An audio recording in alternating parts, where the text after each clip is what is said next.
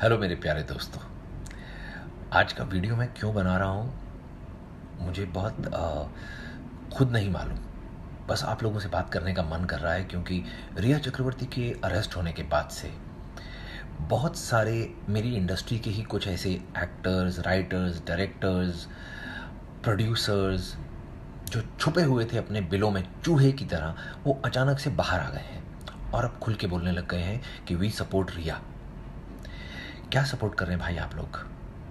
उस लड़की को सपोर्ट कर रहे हैं जिसका सिलसिलेवार तरीके से मैं अब आपको ब्यौरा देने जा रहा हूँ। वो कहती है कि ये लड़का सुशांत जिसकी डेथ हुई, ये मेरा बॉयफ्रेंड था, मैं इसके साथ में लिव इन में थी, इसको प्यार करती थी, प्यार करने की सज़ा मिली मुझे। ये 8 तारीख को उसका घर छोड़ कर गई थी, जून की 2020 की।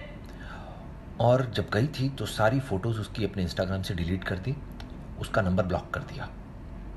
कहाँ का प्यार है भाई साहब ये? और फिर उसके बाद में, उसकी डेथ के बाद महीने भर बाद जब पब्लिक ने हल्ला मचाना शुरू कर दिया तो उसने पैंतरा बदल लिया। उसने तुरंत अमित शाह जी को एक ट्वीट कर दिया कि सर, मैं हाथ जोड़ के विनती करती हूँ कि मेरे प्रेमी, मेरे दिवंगत प्रेमी सुशांत सिंह राजपूत की सुसाइड का खुलासा कीजिए, पता लगाइए क्यों हुआ है। पता करने के लिए पब्लिक किससे पूछेगी या पुलिस किससे पूछेगी? रिया चक्रवर्ती से। ये तो खुद ही संलिप्त थी या नहीं ये नहीं पता, लेकिन कुछ छुपा रही थी, ये तो सबको पता है। आप ऐसी लड़की को सपोर्ट कर रहे हैं, फिर उसके बाद में इसके पैंतरे बदलते रहे। अब ये पुलिस के पास में गई 2 बार, एक बार नहीं 2 बार, और वहाँ पर जाकर इसने अपने बयान दर्ज कराए। मैं ये जानना चाहूँगा कि इन बयानों में क्या उसने ये बताया कि सुशांत के लिए ड्रग्स मुहैया कराती थी? अब 2 बातें हैं साहब, अगर इसने ये बताया है कि हाँ मैं ड्रग्स मुहैया कराती थी और पुलिस को ये बात मालूम है और पुलिस ने नहीं बताई, तो इसमें पुलिस से सवाल किया जाना चाहिए। और अगर इसने पुलिस को नहीं बताई तो क्यों नहीं बताई? इसका मतलब छुपाया, ये कल्प्रिट है, इसका मतलब बड़ी खुली सी बात है। और पुलिस की भी इसमें भूमिका देखिए, वो इससे ये बात क्यों नहीं निकलवा पाई? पुलिस को इससे ठीक से इसका मतलब पूछताछ करनी चाहिए थी और पुलिस ने नहीं की इससे। फिर वहाँ पर जब नारकोटिक्स ब्यूरो इससे पूछताछ कर रहा था तो इसे जब लगा कि मेरा बचना अब थोड़ा मुश्किल है, इसने उल्टा प्रियंका सिंह के ऊपर, जो सुशांत की बहन है, उसके ऊपर इसने जाके एक इल्ज़ाम लगा दिया पुलिस स्टेशन में, FIR दर्ज कराओ। कितनी बचकानी, कितनी ओछी हरकतें करेगी ये लड़की। लेकिन मुझे आप लोगों पे, जो आप लोग, वो लोग जो इसे सपोर्ट कर रहे हैं, मैं आप लोगों के ऊपर सोचता हूँ, भाई कहाँ है आप लोगों का ज़मीर, दिमाग? कुछ तो अकल कर लो आप लोग। Why the hell are you guys doing this? आप लोगों को क्या बिल्कुल समझ में नहीं आ रहा है? मैं समझता हूँ कई लोगों को थोड़ा सा जुदा बात करने का शौक़ होता है, कई लोगों को थोड़ा सा डिफरेंट साउंड करने का शौक़ होता है। ऐसे होते हैं कई लोग कि पब्लिक से हट के बात करेंगे हम तो कुछ अलग ही दिखेंगे। भाई ये इस समय अलग दिखने की ज़रूरत नहीं है, इस समय हट के बात करने की ज़रूरत नहीं है, इस समय इंसाफ की बात करने की ज़रूरत है। मैं नहीं कह रहा कि रिया चक्रवर्ती ने उसे मारा है, लेकिन रिया चक्रवर्ती ने जो भी किया है वो बहुत खुले में दिख रहा है। मैंने तो नहीं कहा, नारकोटिक्स ब्यूरो कह रहा है। आप लोग प्लीज़ थोड़ा सा रिस्पॉन्सिबली बिहेव कीजिए। और हमारी फिल्म इंडस्ट्री के लोग तो चलो ठीक है, कुछ तो फिल्म इंडस्ट्री के हैं भी नहीं। एक वो सुपरस्टार की बेटी है, वो भी आज तक चुप थी, वो अचानक से आ जाके बोलने लग गई है। दूसरी बात, कंगना रनौत की बात भी कर लेते हैं। कंगना रनौत का मैं बहुत बहुत बड़ा वाला फ़ैन हूँ। उसकी कई फिल्में देखी हैं, बहुत कमाल की एक्ट्रेस है, इंडिया की टॉप 5 में आज तक की गिनूंगा मैं उसे। खैर मैं यहाँ कंगना की एक्टिंग की बात नहीं करूँगा। कंगना रनौत बहुत बेबाकी से बात करती है, कई बार शायद ज़रूरत से ज़्यादा बोल जाती है, लेकिन साहब ऐसा भी कुछ नहीं बोलती है कि आप उसे सूली पर चढ़ा दें। थोड़ी सी ऊंच नीच बात कर जाती है, लेकिन उतनी तो सब लोग कर जाते हैं। बड़े बड़े नेता लोग को मैंने सुना है, बड़े बड़े अभिनेताओं को सुना है।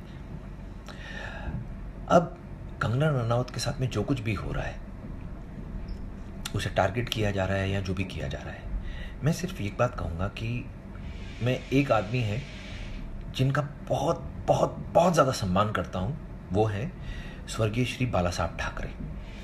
उन्होंने शिवसेना का फाउंडर थे वो।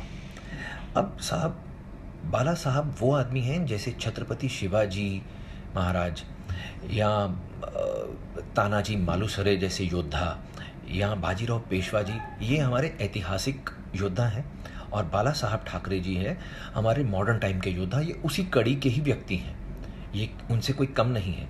और यहाँ मैं क्लियर कर दूँ कि महाराष्ट्र को अगर ये लगता है कि बाला साहब उनके हैं सिर्फ, तो नहीं साहब, वो पूरे भारत के हैं। पूरे भारत के लोग उनके नाम पे गर्व करते हैं। मुझे याद है एक टाइम पाकिस्तान की टीम यहाँ आने वाली होती थी, तो उन लोगों को ना तो इंडियन गवर्नमेंट से कोई वो होता था, ना उनको इंडियन पुलिस से या इंडियन आर्मी से कुछ होता था। सब के सब बाला साहब से डरते थे और हम इस चीज़ पे चौड़े होते थे। तो साहब, बाला साहब ठाकरे पूरे भारत का गौरव है। महाराष्ट्र का तो है ही ऑफ कोर्स, लेकिन पूरे भारत का गौरव है। ये युग पुरुष है। जो युग पुरुष होता है वो किसी प्रदेश का या किसी प्रांत का नहीं होता, पूरे भारत का होता है। हम सब भारतीय उन पे गर्व करते हैं, आज भी करते हैं। और उन्होंने जो पार्टी बनाई उसका नाम रखा शिवसेना। शिव जी ने तो हमेशा महिलाओं का सम्मान करना भी दिखाया, हमारे को सिखाया, और बाला साहब भी बहुत सम्मान करते थे। बाला साहब वो आदमी थे जिन्होंने पार्टी पॉलिटिक्स में भी कभी बिलीव नहीं किया।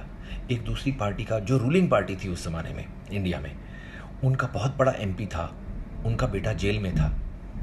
बाला साहब से किसी ने रिक्वेस्ट की, एक और फिल्म स्टार ने जाके, कि भाई हमारी मदद कीजिए, ये लड़के को जेल से बाहर निकालिए, इसके साथ गलत हो रहा है। बाला साहब ने ये भी नहीं सोचा कि ये मेरी पार्टी का नहीं है या जो भी है, कुछ भी है, बाला साहब ने मदद की। He was a strong man, he was a very very powerful man, he was वो दबंग थे। सही मायने में जो वर्ड होता है ना, दबंग, वो बाला साहब थे। बाला साहब बहुत कुछ थे, लेकिन बाला साहब में एक चीज़ नहीं थी, बाला साहब अनफेयर नहीं थे। वो बहुत ही फेयर आदमी थे, बहुत ही न्यायप्रिय, इंसाफ पसंद आदमी थे। इसीलिए तो उन्होंने उस दूसरी पार्टी के जो पॉलिटिकल लीडर थे उनके बेटे की मदद की ना। आज जो भी हो रहा है वो बाला साहब होने नहीं देते। मैं ये बोलता हूँ कि किसी स्त्री का सम्मान करना शिवसेना का, किसी भी शिव सैनिक का परम कर्तव्य है। अगर कोई शिव सैनिक किसी स्त्री का सम्मान नहीं करता है तो वो बाला साहब के विरुद्ध जा रहा है, मैं ये बोलूँगा। और कंगना ने कभी भी मुंबई के खिलाफ कुछ नहीं बोला, मुंबई के वातावरण के खिलाफ बोला। उसने बोला कि मुझे यहाँ पर, और वो वातावरण बनाने में हम ही लोग तो जिम्मेदार होते हैं, हम जैसे लोग ही तो बनाते हैं। पार्टीज़ बनाती हैं, यहाँ की अथॉरिटीज़ बनाती हैं। मुंबई तो खूबसूरत जगह है साहब, मेरे को तो पूरी दुनिया में मुंबई से अच्छा कुछ लगता ही नहीं है। कहीं भी चले जाओ वापस मुंबई आने का मन करता है। तो मैं ये आप सबसे अपील करता हूँ, जो भी इसको देखेंगे, कि प्लीज़ हमें किसी का भी, चाहे वो रिया चक्रवर्ती भी हो, हमें किसी का भी सम्मान छीनने का हक नहीं है। किसी ने गलती की है तो वो बाहर आ जाएगी, लेकिन प्लीज़ किसी के साथ अभद्र भाषा में बात ना करें हम लोग, तो बहुत अच्छा होगा। और जो लोग बहुत बड़े बड़े नेता हैं, जो बहुत बड़े बड़े अभिनेता हैं, वो लोग इस समय everybody is looking towards them, सब लोग उनसे इंस्पिरेशन लेने के लिए उनकी ओर देख रहे हैं। तो आपके शब्दों का वज़न आम समय से अधिक हो जाता है इस समय। तो आप लोग प्लीज़ ऐसा कुछ भी मत बोलिए जिससे कि आप लोग हल्के नज़र आएँ, या लोगों के बीच में कुछ सांप्रदायिकता या किसी भी किस्म का कोई रोष फैले, क्योंकि आप लोगों की जिम्मेदारी बहुत ज़्यादा बढ़ जाती है। और रही बात सुशांत सिंह के वो वीडियोस जो लीक किए गए हैं, मैं क्या कह सकता हूँ साहब, सुशांत क्या था ये उसे चाहने वाले हम सब लोग तो जानते ही हैं। ये जो एक पीआर मशीनरी कहीं काम कर रही है, कभी सुशांत के पापा के पीछे पड़ जाते हैं, कभी उसकी बहनों के पीछे पड़ जाते हैं, तो साहब ये तो बहुत ही खेदजनक बात है। इससे ज़्यादा तो मैं कुछ कहूँगा नहीं, सच बहुत जल्दी सबके सामने आ जाएगा।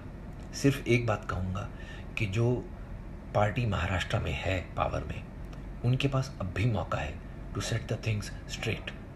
आप लोग बहुत पावरफुल हैं और आप लोग बहुत जस्ट हैं, आपको बहुत लोग पसंद करते हैं, आपको बहुत लोग प्यार करते हैं, आपसे बहुत लोगों को उम्मीदें हैं। प्लीज़ उन उम्मीदों पर खरे उतरिए और झूठों का साथ मत दीजिए। और मैं फिल्मी जो इंडस्ट्री के, टेलीविज़न इंडस्ट्री के कुछ बरसाती मेंढक हैं जो सिर्फ अलग दिखने के लिए या अलग साउंड करने के लिए किसी का साथ देते हैं, उनसे मैं कहूँगा भाई मत करो ये सब, बहुत छिछोरा लगता है ये सब, प्लीज़ मत करो।